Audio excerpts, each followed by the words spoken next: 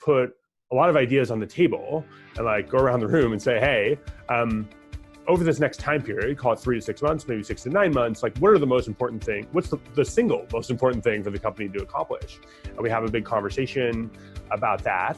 And then underneath that, like what are the X things that we need to do to get that bigger objective done? And so it's really, instead of like tops down, here's what Brad thinks is the best thing for the company.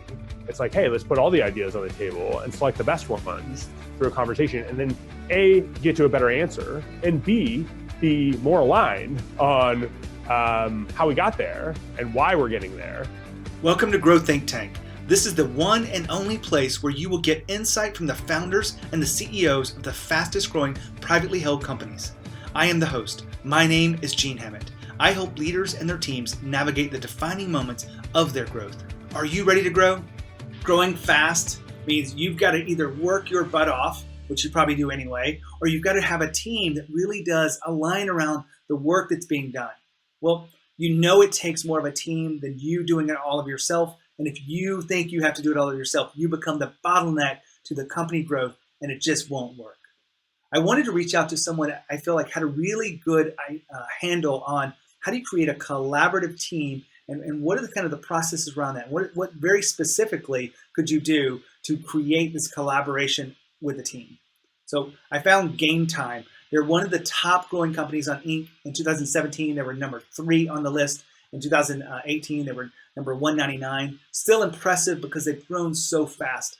Now they're doing millions and millions and millions. They're really changing the dynamics of the sports world with last minute ticketing options. And so Gametime has something that you really should pay attention to.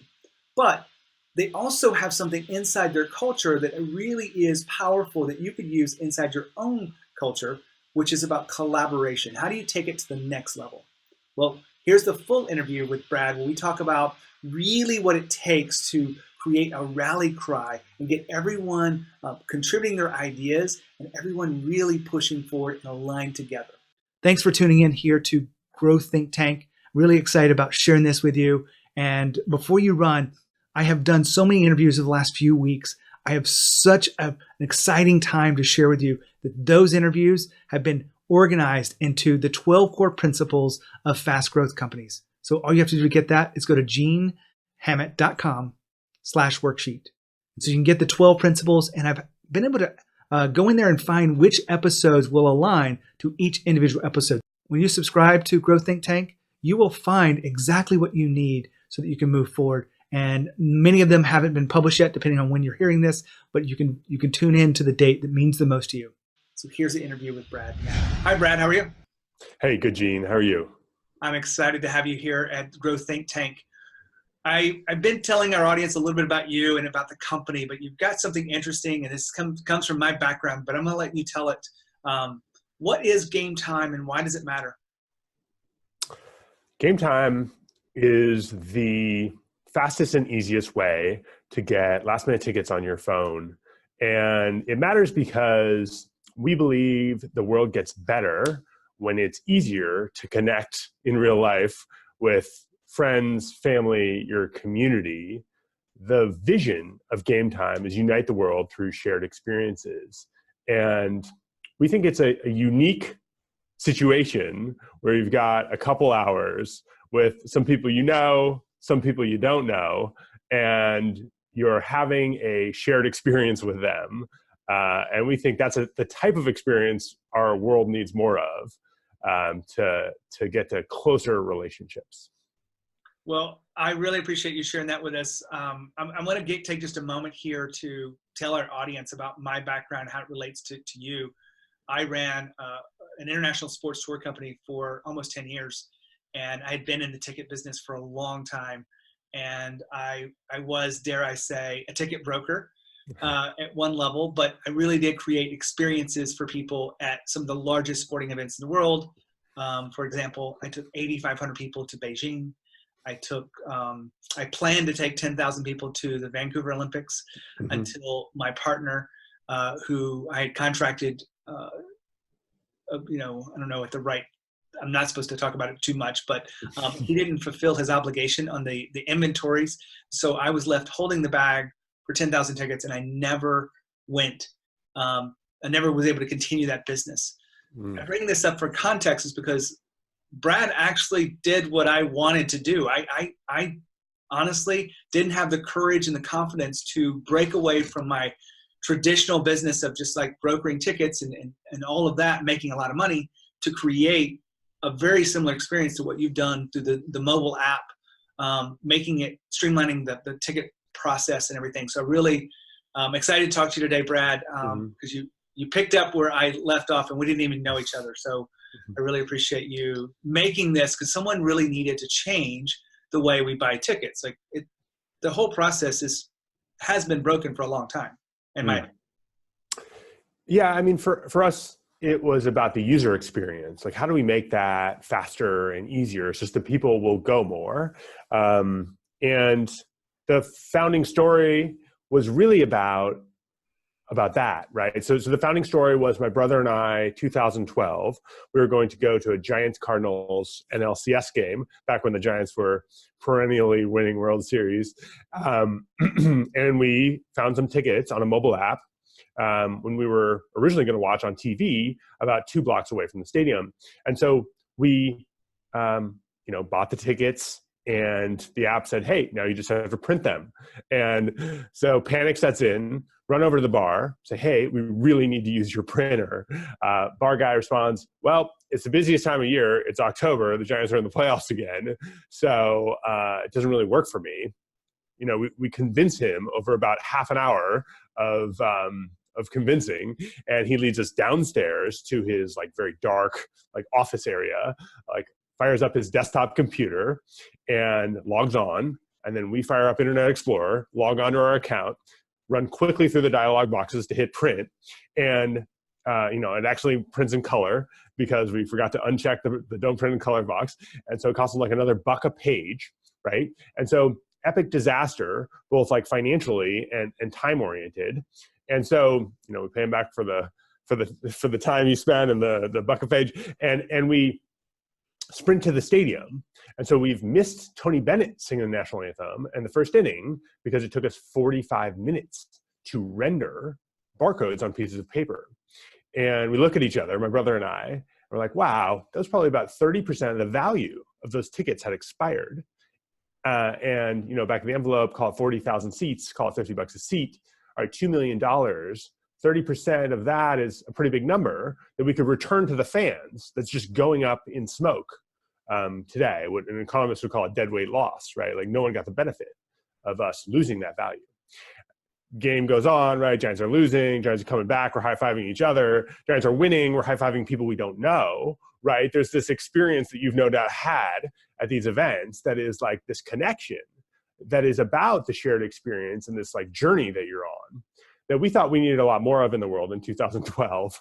And we certainly, I think, need more of in 2019 as we're divided across a number of dimensions. So there's sort of this dual-pronged approach to creating something that would offer a lot of value to the fans, return a lot of value to the fans, and then also make it easier to have these shared experiences that my brother and I and others were having around this live event. And so there was this, dual-pronged approach to creating the company and what we thought would be a better future.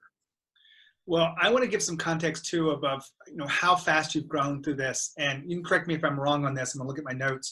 But Gametime was the 3rd fastest growing of all of the companies, privately held companies, on the Inc. list. And don't know what the revenue is, but not that important because you continued to back that up. You were $199 in 2018. You had almost $90 million in revenue. And I would assume you're continued to grow from there. You got about 100 employees. Is all that about right? So the 90 you're quoting was a 2017 figure. Okay. And 100 employees is about right. Yeah, that's right. Yeah, so it's been a fun ride. I think the fans agree with us that like, hey, build a better mobile experience, and we'll really appreciate that. And so that's been fun to see.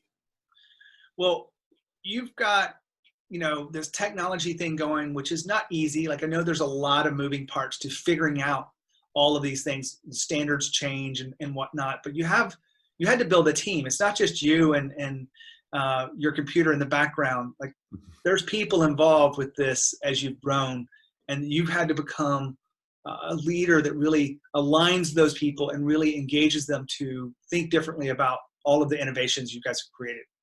Fair to say? Yeah, I think that's absolutely right. Like, teams tend to do better than individuals. There's this, I think, this mantra or this like idea that the sort of Steve Jobs like character who is omniscient and is maybe tyrannical in some ways is like the right way to lead, or at least that was a little bit more prevalent here, 2, 3, 4 years ago. And so a lot of people emulated that style.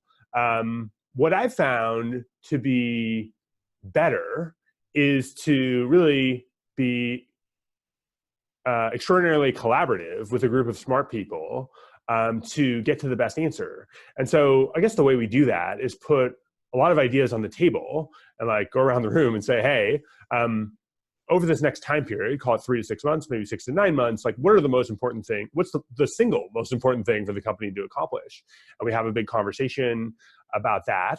And then underneath that, like what are the X things that we need to do to get that bigger objective done? And so it's really, instead of like tops down, here's what Brad thinks is the best thing for the company. It's like, hey, let's put all the ideas on the table and select the best ones through a conversation. And then A, get to a better answer, and B, be more aligned on how we got there and why we're getting there and why that's the most important thing. So I think that's what I've learned is that although maybe the media can be excited about a particular paradigm, sometimes that's not the best way to lead, or like I would think most times that's not the best way to lead in order to get to the right answer. Well, I appreciate you sharing that with us because, we do lift up, the rare occasion that you have someone like a Steve Jobs. It really is, great to be able to see someone that has that visionary thinking. But the reality of it is most of this is done through that collaborative standpoint. Mm-hmm. And you guys have really kind of honed in on that. I appreciate you talking about the team being involved and the major objectives for the next period moving forward. Do you focus on 6 months or 9 months, or is it how specific do you guys get in that process?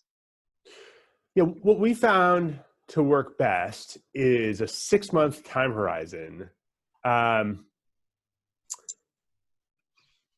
The reason I think that works is it's hard to reorient something behind a quarter, call it 3 months. But things also tend to change so fast, and they're changing maybe faster than they ever have before. And so 9 to 12 months tends to be too long. And so we've really, I think, circled around a 6-month time horizon as being the best way to orient a group of people to get something done.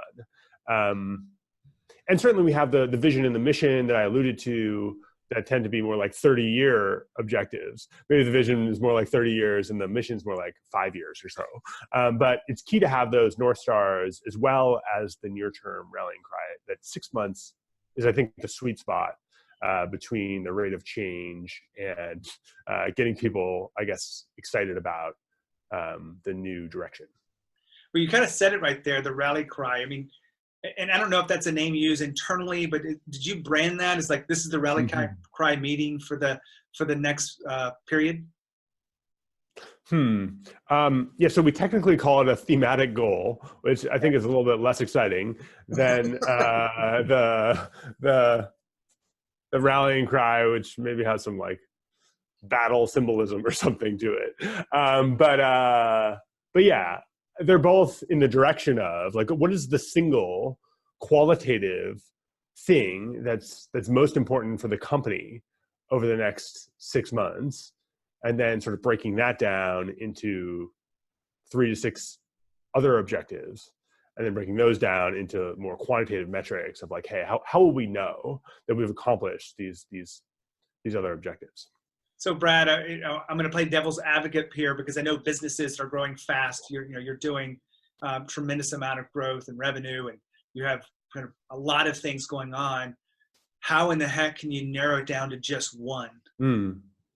Yeah.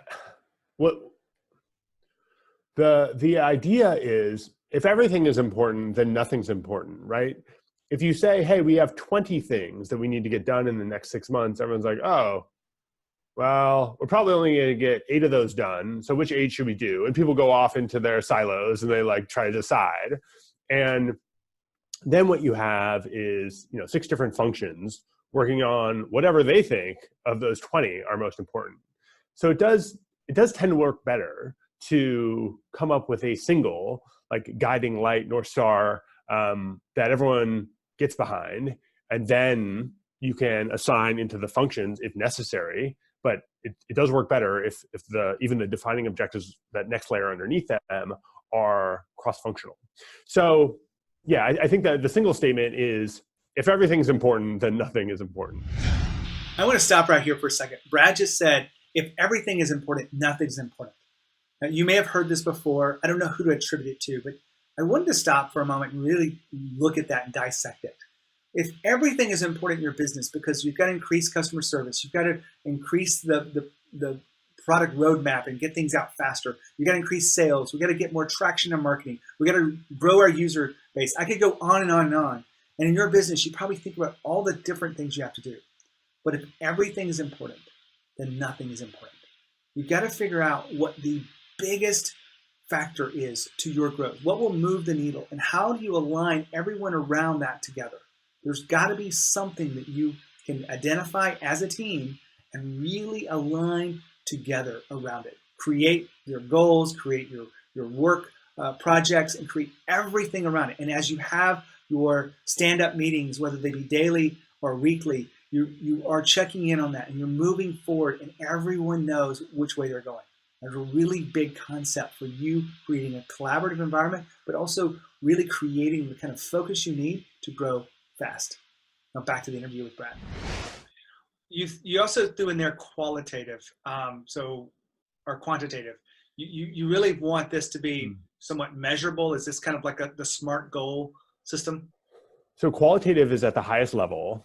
And then even that, the sort of what we call the objectives below it are also qualitative. And then at one level below that, there's metrics, right? So that third level, like, hey, did we accomplish these defining objectives? Those tend to be more quantitative. So I think it's key to start qualitative at the top, because that's, I think, what people come to work for, and also tends to be a little bit more emotional. It's like, hey, we need to have this impact on the world. We need to, do this one thing that will position us all for success. I think that, that tends to align people better than, some number that you're tossing out there. And the numbers need to support a more mission-oriented or vision-oriented top-level rallying cry. Is how it's worked for Gametime. You also mentioned, kind of the dynamic of top-down versus a collaborative approach or the team approach. And, there's one element with teams I really want to bring out here is those that are a part of that big decision and the direction of the company are more engaged or take more ownership of it. Have you seen that happen across your teams? Yes, definitely. Right. I think there needs to be one big discussion about what the best answer is. And even if, the exec team comes to the table with 7 different ideas, as long as those are surfaced and there's a conversation about each one of them, even if their idea isn't selected, I think they're like, hey, okay, I get it. That logical people, smart people can disagree about what the best path is. At least, we had the conversation and my version of it was considered. I think that's very powerful for aligning the team on a go-forward basis, as opposed to, hey, I had some ideas, I didn't get to surface them. I don't really agree with this one that we chose because mine wasn't heard. That tends to be the outcome if you don't have that conversation. Right. And I guess I'm curious, like I could see this could go on as long as you would let it go on. Is this done in chunks, or is this a half day kind of experience that you're able to just like start with it, talk about it, and then you come out of it with that one goal? Yeah, so the process we're also experimenting with, you could do it in like an hour for the next, yeah, so you could set this like rallying cry for the next 6 months, and you could do that in an hour. And we've done that before. And my sense is that's probably too tight of a time frame. You should probably do it for an hour, sleep on it for a couple of days, maybe a week, come back with another version and talk about that one for an hour. I would maybe even do that 3 times to get to the right answer.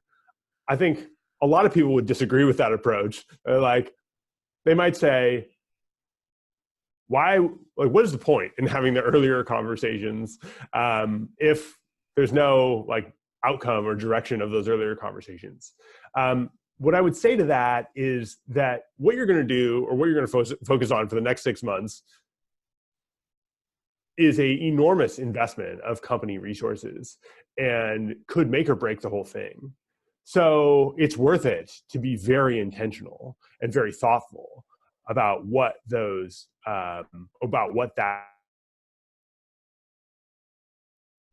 I think taking a little bit more time with it this time period than we did 6 months ago.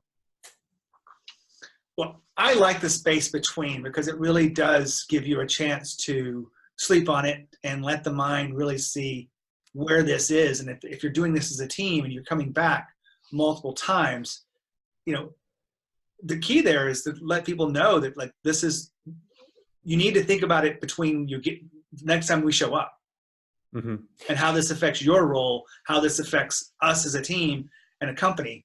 And that's what I guess you're doing. You're asking them to really kind of let it play in their subconscious. Yeah. I actually used to think, play in your subconscious. I think that's exactly right. I used to think sleeping on it was like, hey, we just need to delay this decision.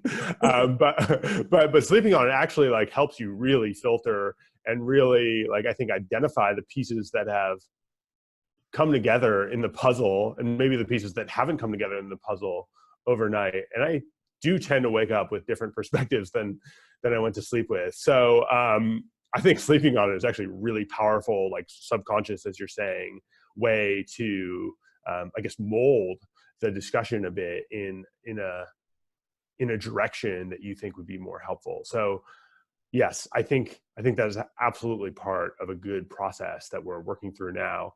And our hope is we'll get to a really good answer. Well, Brad just talked about having 1 hour meeting 3 times, the space in between. I wanted to go a little bit deeper with that. You know, studies show that if you're in the office working on spreadsheets, if you're working behind a computer, you may have some ideas, but most of those best ideas happen when you're not in front of your computer. You're probably not in the meeting. I don't know where your best ideas come, but mine typically come when I'm working out, when I'm really, my mind is somewhere else. I'm thinking about something completely else. And then all of a sudden it drifts into this issue, this challenge. And all of a sudden I come up with something that I think is really elegant. Usually I have to stop my run, break out my phone, and send myself emails. I don't know what it is for you. Maybe it's in the shower. Maybe there's some other practice inside your world where your subconscious mind is working on this and you are, not focused on it and say, I got to come up with a problem right now. That's what we're talking about. You've got to create the space in between. And where this is really big as a leader is you've got to create that, not just for you, but for your team as well. You've got to see that, going for a walk is not a bad thing. That's not them goofing off. It could be just them decompressing and really getting grounded for a moment around what's most important so they come back refreshed and recharged. Maybe it's meditation or whatever it may be, but I want you to think about that as a leader. Are you allowing the space for yourself, and are you allowing the space for others to really come up with those better ideas? I've done a lot of work around this with teams, but you have to make sure you take the space in between to really find those ideas. Now back to the interview with Brad. So Brad, I want to take this and kind of bring it home with the idea of after the third meeting, so to speak, everyone's aligned together, hopefully, everyone's had their voices heard, hopefully. And even if yours didn't win, everyone's committed to this new level of success. So two-part question. How do you end the meeting to make sure that everyone's aligned? And then how do you operationalize this throughout the next 6 months so that everyone is continuously, aligning their work to that idea? Mm-hmm. Yeah. So at the end of the meeting, you need to just state what the rallying cry is and what elements need to support that rallying cry. That's what you do towards the end, and go around the room and say, are we on board with this, like one by one, and get people's affirmation that they're on board. And then from there, then you tend to do these functional plans, which is like, okay, given this framework, here's what my function needs to do to best support that framework. And you can get to the sort of like Gantt chart. Here's the like timeline for what we need to do here that supports some other functional thing, right? You can get very detailed with this stuff, and you should, right? But I think it starts at that highest level that we've been talking about, and then falls into these like functional plans that support that higher level idea. And then occasionally you'll even need to create cross-functional teams that need to build some project that would support that idea. We call those tiger teams here at Gametime, which is like, hey, there's 2 engineers, a designer, a person in operations, and like a marketing person, like all in this team that need to support that, or one of these defining objectives. Anyways, getting in the weeds here. But yes, you highly operationalize these things, and you need to draw resources from around the company to make sure we're working on the things that support that higher level framework. When you think about, having a work culture that's very collaborative, what other benefit has it had as a team and as a culture? Yes. So let me tell you this story. So in 2017, I was very into the details, right? As you would be if you were the like sort of like founding engineer of the company, right? You're writing all the code. You're like, those are the details. And I came to this conclusion, call it February, that like me being extraordinarily detail oriented would not actually lead us to the best place. A lot of people would call that micromanaging, right? So I got up in front of the company. It was very emotional. Like, hey, I got to like get away from the details. It's better for all of us. It's better for you.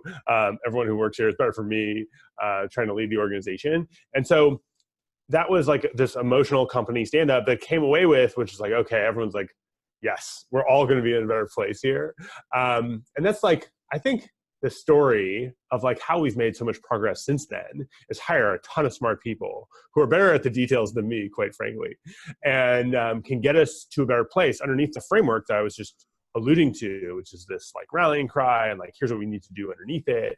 Like, it's better to guide from like, hey, here's where we need to get to. You guys do the details. So anyways, I think the reason I tell you that story is like, maybe every leader goes through this situation where things like need to change at some level. And that was the moment for me, which was like, hey, we got to come up with a different way of working together such that we can all get to the place where we're trying to go. 2017 was, I think, a hard time, specifically the first quarter or so, but we've come out of it much stronger from a growth perspective, from a company performance perspective, and impact on the world perspective. So really excited about what we've done since then. Well, I appreciate that. And I think a lot of people that are listening in here can really relate to that, because there's probably things that they're still holding on to. Yeah. You still have that they need to let go of, and really, get the team engaged around the things so that you work on the visionary and really around the people and development of that. So Brad, really appreciate you being here, talking about Gametime and the impact you guys are making. I'm really impressed. And thanks for being here at the Growth Think Tank. Yeah, thanks, Gene. Really appreciated it. Wow, what a great interview. I love talking to him about what does it take to create this alignment with the team. If you've ever had a team that really worked well together and you just knew each other, then you know what it feels like. You've probably been on teams where it wasn't that way. There's some tension, there's some friction inside there. And I'm not talking about arguing. I'm talking about the way you guys really handle, make decisions, and move forward together. Well, this episode was all about increasing the level of collaboration in your business and in your culture. And hopefully you've got something out of it. This rally cry is a great idea. I really love the concept. Finally, I want to wrap this up with Brad talked about his shift as a leader and letting go. And that really is a big part of who you are as you grow as a leader. So I put this content together to be able to help you evolve as a leader and evolve as a team and create growth strategies, but it really comes back to you as the leader. So if you want to continue to evolve and move through life's defining moments, make sure you reach out. I'd love to get to know you and really see how I could serve you and your team as you continue this growth. As always, lead with courage. I'll see you next time.